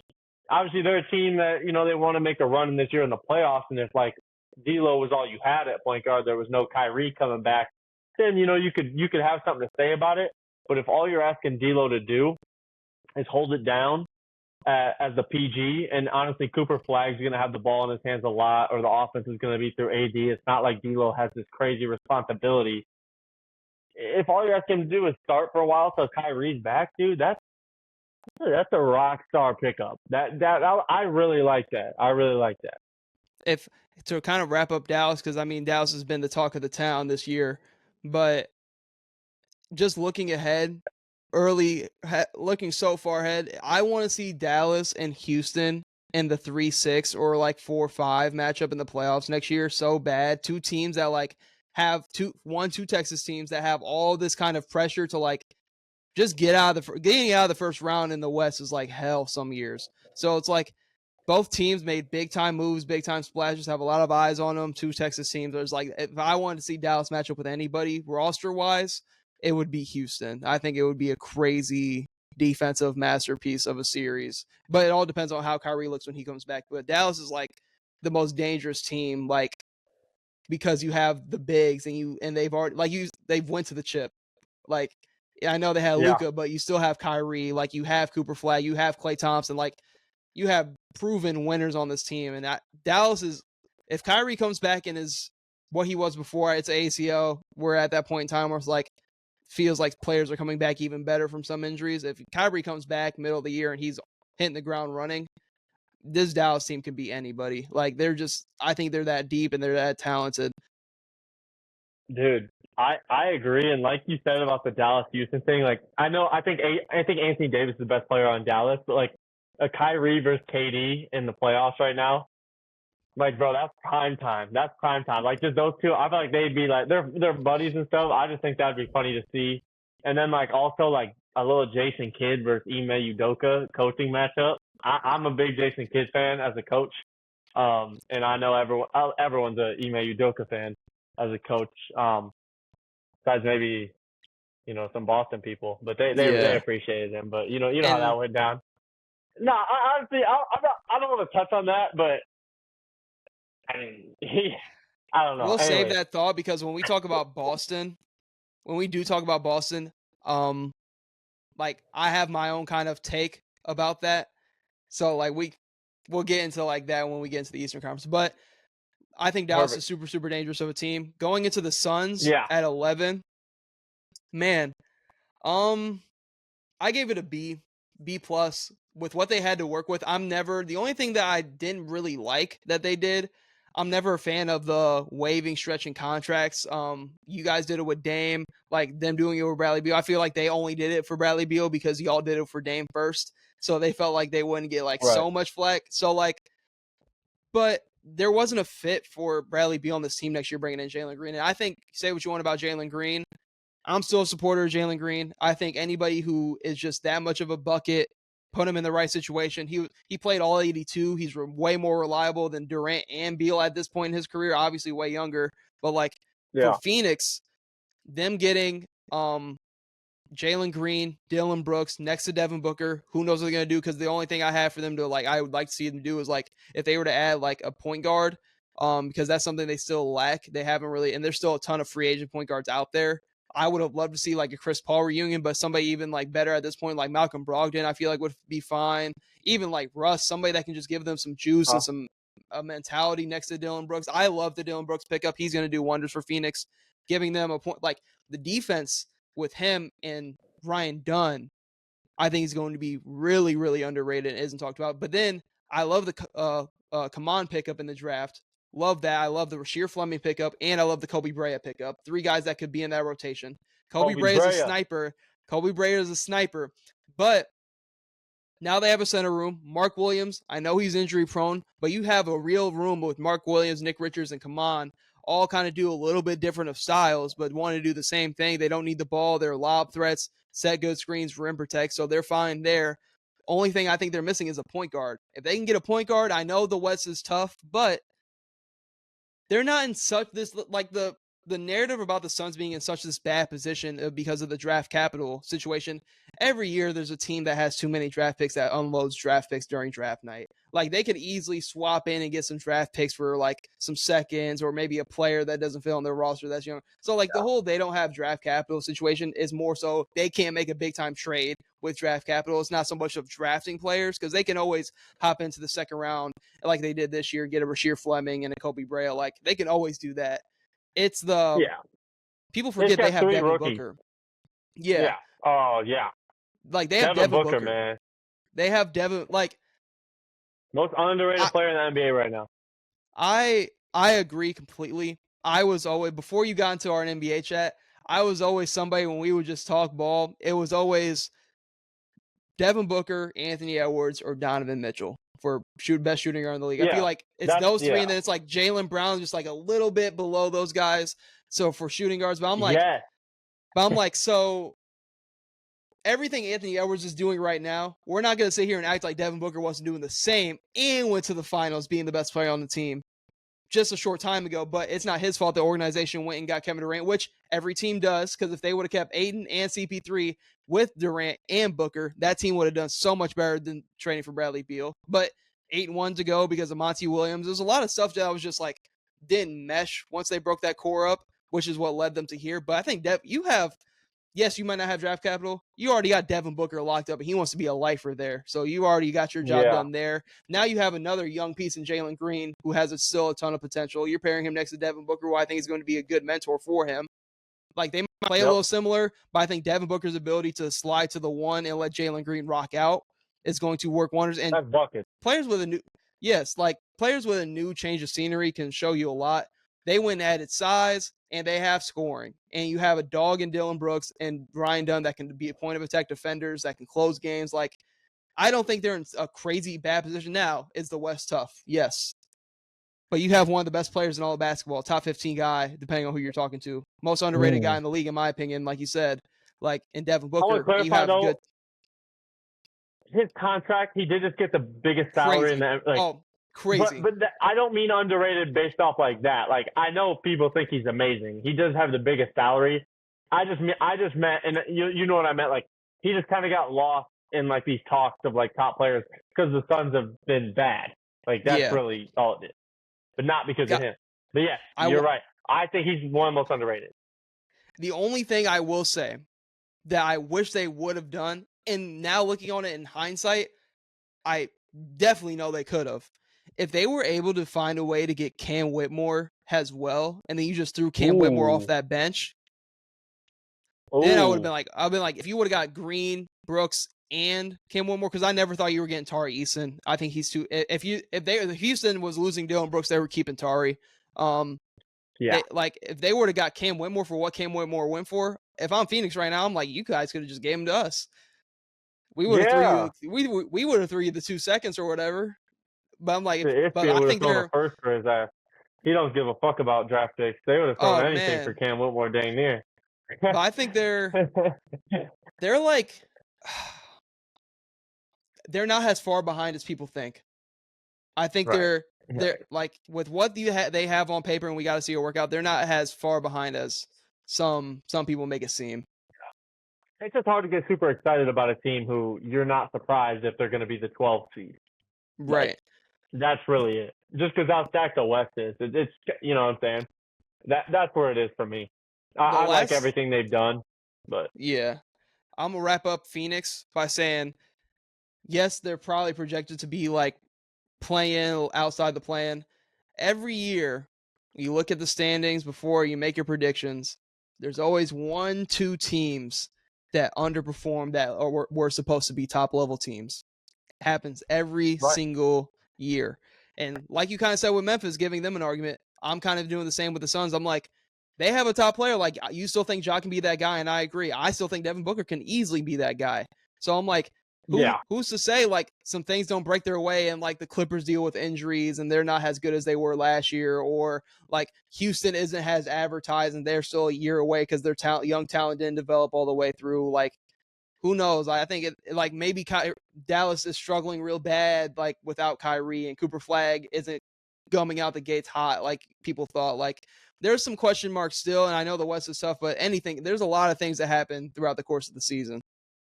You're right. And real quick, if something is to happen to one of those top West teams, having that Devin Booker guy can easily just like propel you into where you wanted to be. Like it's not like they need a bunch of shit to break their way. They have Devin Booker. They have a solid roster. It's a really tough West. So we talk about luck a lot today, and they just might need a little bit of that this year. Mm-hmm. And then you have the Pelicans at 12, Pelicans right? Is next. Yeah. So New Orleans, I gave a B. We'll kind of speed up on these bottom teams, even though there is a lot to talk about with them. That could be for like, a different type of video because we're talking about off seasons, not like just like tank teams, tank jobs. Not that Pelicans are tanking, and that kind of goes into my point. They are fully trying to win basketball games, and I respect it because I'm big on, ownership, trying to put out a good product for your teams and actually trying to win. I can't tell if they're doing that, though, or they just want to be average. Because right now I feel like they made a lot of moves. They had Jeremiah Fears and Derek Queen. Then they also traded CJ for Jordan Poole and Sadiq Bey. And I think they maybe won the trade, but I just don't get it. Like, I don't get what they're trying to do. And that's why I'm going to give them a B, though, because I like the guys they added. And it's like we're kind of like, a lot of it's like we're giving a grade on the off season, but then we're talking about like what it means for the team in the regular season. So like, I don't think my grade reflects how I feel about them. I'm gonna give them a B. But I just don't believe in the New Orleans Pelicans like trajectory. I don't believe in what they're doing. As much as I like Trey Murphy and I like Herb Jones, they just signed him. I don't see the direction of this team. I like the players the Pelicans have, so like it's easy for me to grade this off season like decently. I like the draft picks. The only thing about the Jeremiah Fears thing, I think like I've seen someone online say he's like an automatic paint touch type of guard, like with that speed and burst. And I think that was a good pick. My only thing is like, okay, you picked him at what was he picked 6? I want to say you picked him at 6, but he's gonna be a guy who struggles to get real minutes on a team that's also losing. And usually if you have a top 10 pick on a losing team, he needs to be playing a lot and developing, not learning behind Jordan Poole. So I just have concerns with like what they're doing. I think that Trey Murphy and Herb Jones, they realize are like probably their most valuable guys. Well, obviously Zion. But like I don't know. I think I love Trey Murphy and I love Herb Jones, but I almost feel like their value's so high right now. What if you moved them and started it that way? I don't know. They have a lot of cool players, but I don't think they're going to get anything out of it. I don't know. Yeah, that team doesn't have a lick of defense on it. No, But I've like heard. talking, kind of like looking at their roster, they're also just from like summer league talk. Eve Misi didn't really look the best. Like when you look at a year two guy going into a year two guy, you expect him to almost dominate and get out of there pretty much out of 2 100%. games. So, but he's more of like, but how much do you want like a rim protecting lob threat? Because he's not really a post touch guy. He's somebody that's going to run the floor, be an athletic lob threat. So like that's the only thing I look at this team, and this team has a lot going on. They have a ton going on, and I applaud them for trying to go we just kind of want to compete, win some games, and hopefully we get a healthy season out of Zion. Then we can really address this roster and see what a healthy Zion looks like next to Murphy, Jones. I like Fears and Queen for sure, but it's just like it might be a take. But if they were in the Eastern Conference next year, I could damn near say they have just the talent on paper to like be at least in the plan. Because if I'm like ranking my teams right now, I'm like I'm taking Devin Booker and that Suns roster over them right now. Like I know, but it's just like Zion has that thing to where like when he's healthy, he's like one of the most efficient guys like in the league. Like yeah. Would you take the Raptors or the Pelicans? Oh Lord, probably 2 of the same teams in different conferences. I mean, I think Zion just has that factor. Like we saw the peak of it kind of like in a meaningful spotlight, and I know the Pelicans haven't had much meaningful like situations in games recently, but like when they played the Lakers in the play-in 2 years ago, and he was eating against them, and then he pulls the hammy, and then it's like, oh, here we go. Like not his fault, but like, down the same rabbit hole we've been, and then the Lakers move on. But like, man, that's the Zion in that specific game, in that moment with that kind of stakes, like towards like, because when they did make the playoffs, it was the BI show against the Suns when the Suns won like 60 something games and BI was hooping. And then you're like, man, if they could ever get BI and Zion healthy at the right time, like they have a nice 1-2 punch and they have some good role players. They're a team that's filled with good role players. If Zion can get healthy, Jordan Poole's an interesting one for sure. But it's just like then you have DeJounte, and then you have like DeJounte still. Oh like, yeah. I don't know. It feels like they have a lot of guys who want the ball in their hands and that just like Zion's a fucking beast, and the team has to be around him if it wants to be any type of seriousness. And I think like guys like Trey and Herb are perfect with Zion. Then I feel like they kind of have like messed up the other guys that they're putting around Zion. They have so much talent to where nobody's going to develop on that team for real. Yeah, that's why I'm so judgmental of drafting like the definition of a project guard with Jeremiah Fears. I mean, he hasn't somebody shown a lick of efficiency. Just somebody on their bench that like could be on any contending team right now is somebody like Jordan Hawkins, who they drafted, and like is like not even going to be in their rotation next year because like at the shooting guard spot, like you're going to play Fears, you're going to play Poole, like DeJounte's going to come back at some point. You're going to want to recoup some of that value. Like there are teams where like it's going to get to the deadline and I'm going to be like, let's sell. Like you're like the 9th seed, like, and like you're probably not going to be favored in whatever because you're, God forbid, you could be playing like the Warriors or some shit. And you're probably not going to be favored in that game. Like, so it's like just sell because the amount of draft picks they could just get from Trey Murphy and Herb Jones alone is insane. They could sell for anything. They could sell for anything they want with the team they have right now. Mm-hmm. Like literally anything. I'm with you. They're just confusing. I don't know. I fucking hate talking about the Pelicans. Yeah, we can move on to pull up my notes. Holy shit, we recorded a whole Western Conference podcast. If you missed this whole offseason and you don't know what's going on in the West, shit, we covering it all. I ain't gonna lie, we really are. So we said we'll say about 30 minutes each conference. Yeah. It happens, bro. It's happens when you're just talking ball. That's And what then I'm we can saying. wrap up the Western Conference because we have the Spurs, Portland, and then Jazz. Jazz. And so we'll talk I quickly got about kind Portland of the and Jazz. Utah. I can go kind of I'll do quickly Jazz over the quick right now Spurs. if you want. Oh, go I can ahead. do well if you want to do Spurs quick too. They're like a great one. Yeah. All I want to say about the Jazz is that I heard I think it was like Ryan Hammer asked, he was like, is Kyle Filipowski their best young player? He's also a summer league freak. Kyle Filipowski might be. I think that everyone says no one knows what the Jazz are doing, what's their direction. I think I know exactly what the fuck they're doing. They want to be terrible because this next draft class they're going to get a guy in it. Obviously, it's hard to bank on with the lottery. I don't know. Ace, I like their pick at 5. I know there's all the drama about how Ace didn't want to be there. Is the best player available at 5. You're Utah. You needed a small forward wing, and that's just what Ace said he's going to move. Then you get Walter Clayton Jr., and I don't know if I believe in Keontae George. I think I want to believe in Isaiah, but I think to me right now, if I had to guess, at the end of this year, they're going to look at Walter Clayton as the best guard out of those 3.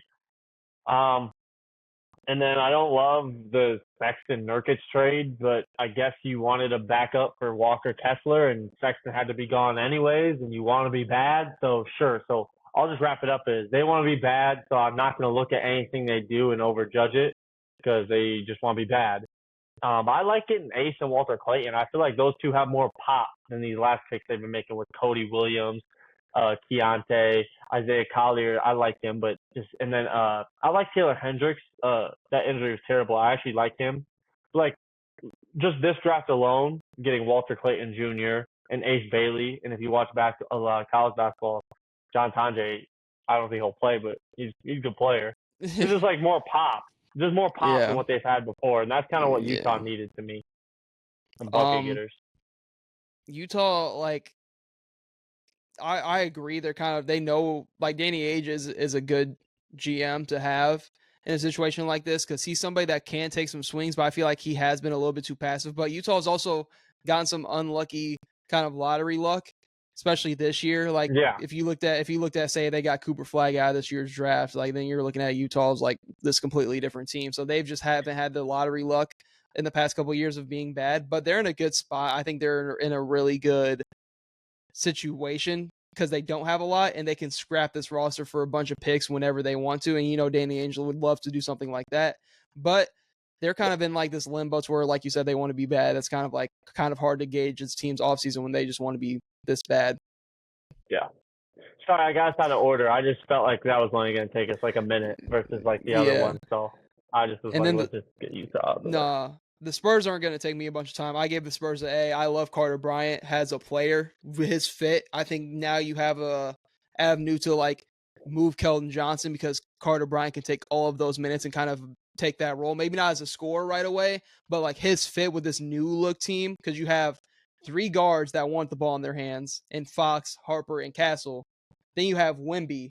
Then you still have Shohan and you have Devin Vassell. So there's a lot of shots that need to go within that kind of area. Maybe not Shohan's as much, but in those kind of 5 guys, there's a lot of shots to go to them. Carter Bryant, he doesn't care about that. He said in like multiple summer league like interviews, like he cares about winning games. Like he's somebody who is going to be a perfect role player on this team for a very long time that can play the 4, play the 3 in a pinch. Like if he can just be a 3-and-D guy, he's going to be in this league for like 20 plus years. Yeah. Could he take Sohan's spot? What if he becomes a 4 by the end of the year? He's got the size to play a 4 nowadays. I wouldn't be shocked because we were talking about the I wasn't really like in the combo. I was kind of just reading. It was like Castle's spacing and shooting ability. Like what is he? Because now you have Dylan Harper. If anything, it makes it out to be like if there's any team that calls about needing somebody like De'Aaron Fox, I know like he went there to like be their long-term point guard, but then they walked into a Dylan Harper situation, which is a good problem to have. But it's just like Castle went to the league talking about how he wanted to be a franchise guard. Now he's like a shooting guard on this team now. Like it's like crazy how the NBA works. Yeah. I don't know. You can keep going on it. Yeah, I don't know. I'm just gonna say this real quick. I'd hate to do this because he was the rookie of the year. I think people should pump the brakes on what Stephon Castle can be, and then also what he even will be with this team. I don't mean to hate on Stephon Castle. I just don't want Spurs fans or people that are interested in the Spurs to be relying on him as a guy, because you have De'Aaron Fox, who's going to be great for this team, that can win with the Wemby right now. You just drafted Dylan Harper, who you want to progress as a guy who has the ball in his hands. And Stephon Castle is a good player, but I think he's just more going to be your Swiss Army knife defender. Devin Vassell still needs to be prioritized as an offensive option over Stephon Castle to me as well. Like I know this you're a big team, Vassell guy too. I am. I really am. I've seen him average 20. He just averaged like 17 this past year on not bad efficiency. Like I just feel like he's such a good player that Stephon Castle is going to be awesome. But if this team wants to be serious, Stephon Castle has to be that like fifth scorer like he was when UConn won the title. I don't see him being a guy who's going to have the ball in his hands and breakdown guard. But anyways, that's besides the point. You got Dylan Harper. You got lucky in the lottery this year, and then you picked a guy like Carter Bryant at 14. Elite draft. Yeah, I They're love a it. little I bit loved it. to kind of wrap up the Spurs. It's like the Spurs have a lot of young talent, but I think their young talent is a little bit more unproven. Kind of really outside of Vassell. I think Vassell might be the only proven guy that I know is like a scorer in this league. Like, and nobody Yeah. really wants to talk about it because people talk about Vassell, and now they got Dylan Harper. Like, I think they're a little bit farther away from what people think. Because I could see them. So best case scenario, I don't see them being good enough to be a top 6 seed, even with Fox. Say Fox and Wemby having elite years. That's how good the West is. If no like luck, injury kind of stuff happens, like we talked about with Phoenix, it's like if they match up with Phoenix, I'm like, I know they got Wemby, but I'm like, Devin Booker's the best player in that series. Like, No, he's like not. say No, he's not. I don't think he is. I don't think he is maybe a anymore. series is crazy. Maybe a series is crazy. A play-in matchup. Say like it was like the 9-10 of the play-in, or like the 8-7 One game or scenario. one game Yeah, scenario. I'm Booker like, might. younger team, maybe not a series, but in a one game scenario, I'm like, it's tough. Fox has his own experience too. Been in the playoffs multiple times. Has had big games. So like, it's because, but like, if I had to name the team that we've gone through in the Western Conference, I'm like, I'm probably taking the majority of those teams over. Like, I'm probably still taking Golden State. I think right now, with what I know Phoenix can be and more proven players in a situation like the playoffs, I think I'm taking Phoenix still. Because of them, because there's like question marks because all they have so much young talent. What's Dylan Harper going to look like year one? Really going to be off the bench because you're not just like, and they can't really play all three of them at the same time. Like, so they have a lot more to work with their roster than people think. Yes, they have Vic, who generational talent, top 10, 15 player basketball player who you're talking to. They have him. He's the X factor. But I'm like, if they matched up in a situation where like they're playing Dallas, maybe a team that's like in that play-in a little bit above, like Minnesota, I think walks them. Like, I think Minnesota would kill them in a like one game situation. Okay. I think Golden State would have the edge. I think Dallas would have the edge. Like, that's not even talking about like Denver. I think Denver would like. I think they're a little farther away than people think they are, just because they're still so young. They're still so young, and there's no need to rush. I know Vic is so good right now, and you have Fox, two really good players that want to win right now. But the rest of the roster outside of Vassell is like, what really is Shohan's role with this team long term? Like Keldon Johnson's been waiting to get traded. Like Castle, what's his role? Like you said, like he's like he wants to be a franchise guard, but you see him more as like a Swiss Army knife defender. Like, so it's kind of interesting. I think their roster is really good. They have a lot of young talent, but I think they're developmental wise, they're in the West especially. They're like still. You gotta think these teams in the West have their 1-2 punch and a plethora of veteran role players. Like a team like Dallas, like they have somebody like obviously two different players, and like Vic's on the up and up, and AD's kind of on the decline. But like you have AD, Lively, and Gafford that can go up with a Wemby, and like then the Dallas role players are taking over the Spurs right now. Like it's especially they have Kyrie, so like just kind of comparing the Spurs and what their team looks like right now. There's not, because it's year 3. There is, but I'm gonna say there's not real pressure because it's only going to be year 3. But there's more pressure on Wemby than people realize right now because of how good people expect the Spurs to be. I know Wemby's going to have a good year. He'll probably be the decoy. He'll probably put up 25 a game, double-double, blah, blah, blah. But if they aren't able to win, people are going to jump the gun on what Wemby should be doing to contribute to winning basketball. And if, like you said, they're not in that at least like locked in like 7-8 game, I could see people like kind of not turning on Wemby, but I mean, you know how the media is. Like, it's just like they're not going to turn on him. But I just think there is actually kind of, because of them making that move for Fox, there is a little bit of a pressure on him. But I do think he's a good enough player that he'll be. I think he'll make the playoffs this year. But you said you got Golden State over them. Would you pick Memphis or San Antonio this year? Because, like, I like their role players over there, too, but it's, like, they're kind of also, like, I guess they're a little bit more proven. I really like Jalen Wells and, like, Cedric Howard, if he has advertised, like, he's just a plug-and-play guy for them off the rip. I think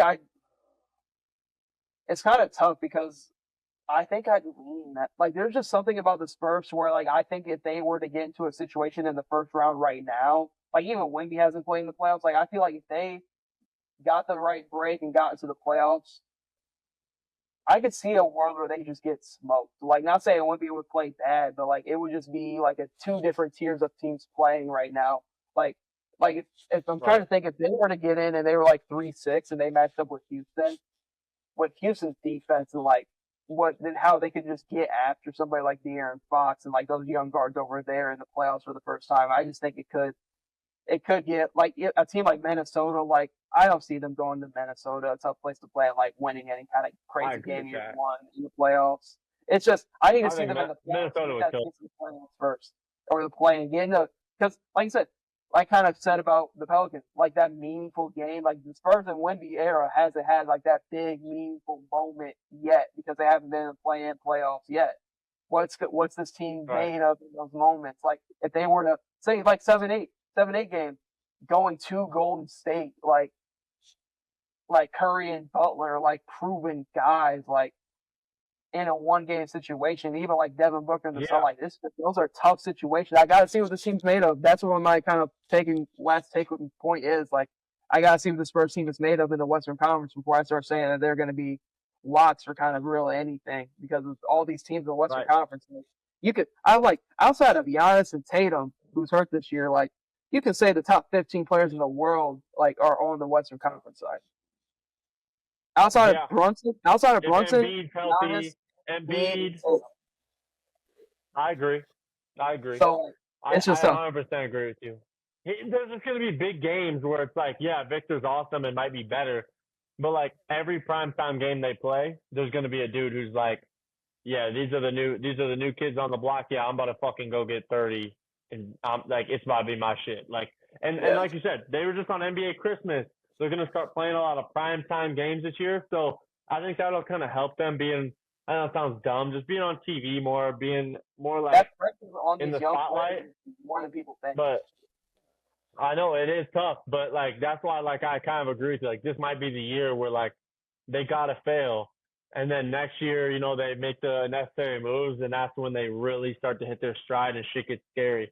Because, like, OKC, like, they came on the scene hot, but, like, they lost to Dallas in that playoffs. Like, they had to go through, you know, those trials. And I don't know. It's a great comparison. I think the Spurs this year are going to be what OKC was in the play-in in the bubble, in that series when they played Houston in the bubble. When they lost in 7. I think that's the trajectory they're on. Yes. I think that before OKC became what they are, I think that's where the Spurs are right now. They need to get into the playoffs and have that like, kind of like how Houston did this year. You face a team that's just a veteran team, been here, done that before, like, kind of you like trade punches with them. Like, both of those series actually went 7. So it's like, you take them like 6-7 games, but it's just like, damn, you lost to the Clippers, who are a veteran team who just had more going for them right now than you did, and that propels you into so they need something like that before. I like that, but the luxury for them then is too, it won't I think there's a world where it isn't 5 more years where they get to where they need to be because Victor can kind of speed through that process. It won't be this year though, like you said, right? But Victor will be able to speed that up for them a little more, like Shea did once he really emerged, right? And then you can wrap this though, up with something about Portland. Yeah, I'll just go quick. We went for a long time. You lose Ayton and Simons. That was like a year late. I thought those guys would have been off the team last year. Good players, but Simons was really good in Portland for a long time, but it was about time they kind of moved away from that. Even though they are missing a scorer now, like it's almost like obviously it was a trade. You get Drew Holiday back, but it's like they need a scorer all of a sudden again. When like for a while it felt like he was a scorer that they didn't need because of when he was playing with Dame or whatever it was. And last year he just didn't really show up like he should have.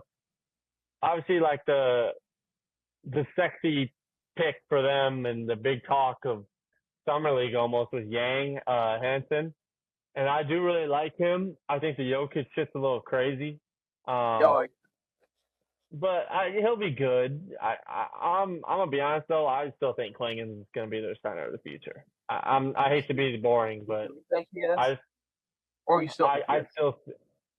still think Klingen is their center of the future. Yang, to me, it would be cool if he became it. I can't believe I didn't start with the fact they just brought back Damian Lillard. It's because he's not playing this year. A lot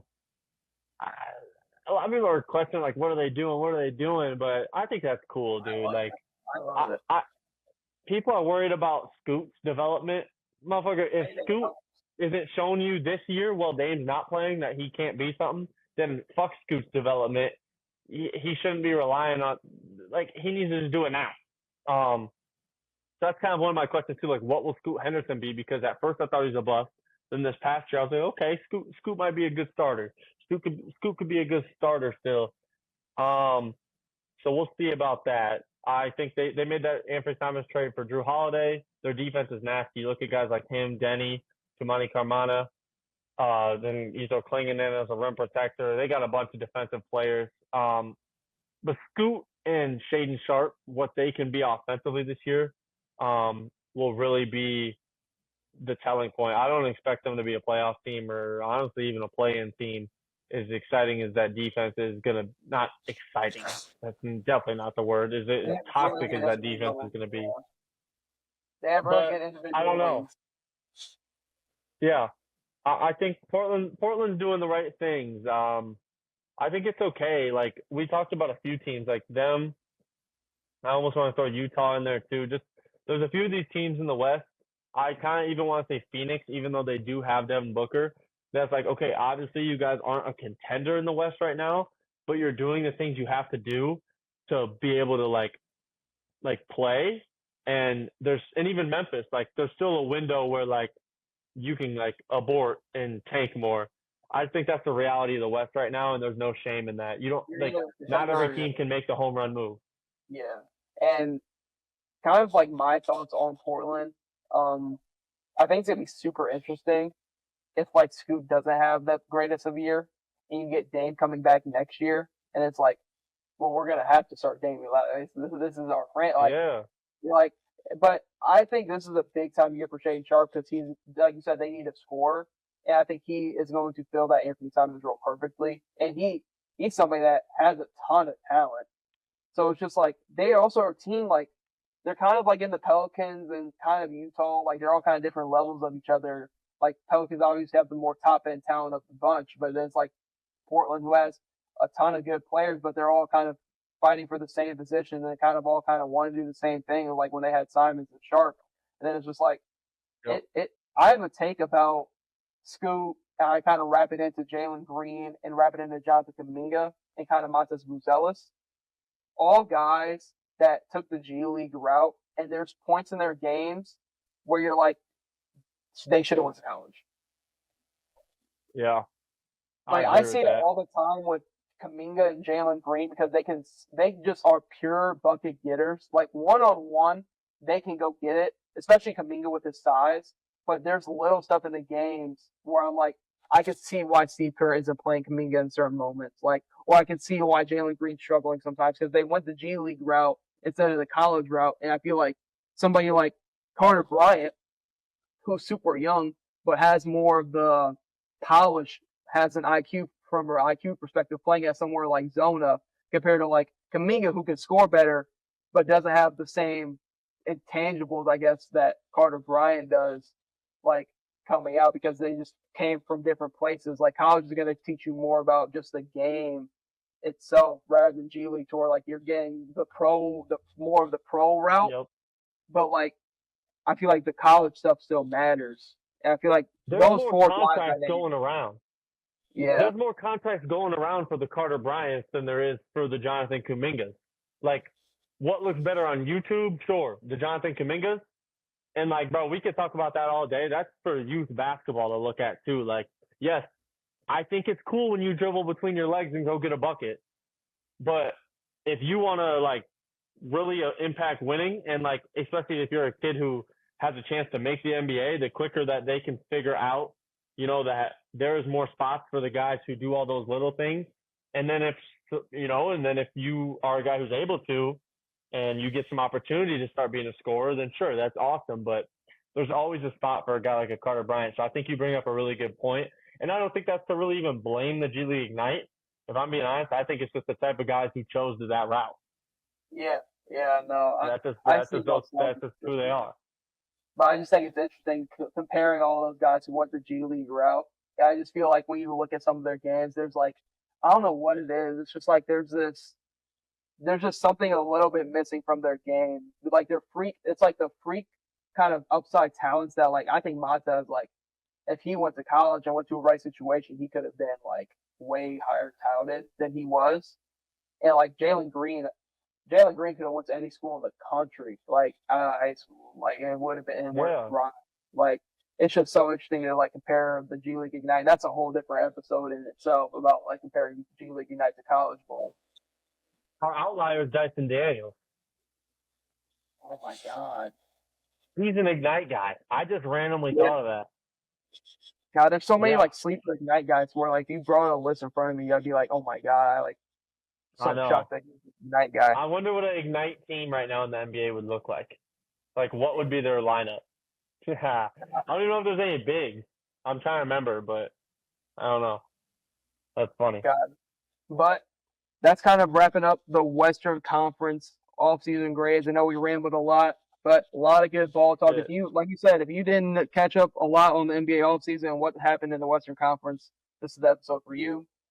But you want to wrap it up there, Cole? Yeah, man, that was fun, bro. I appreciate that.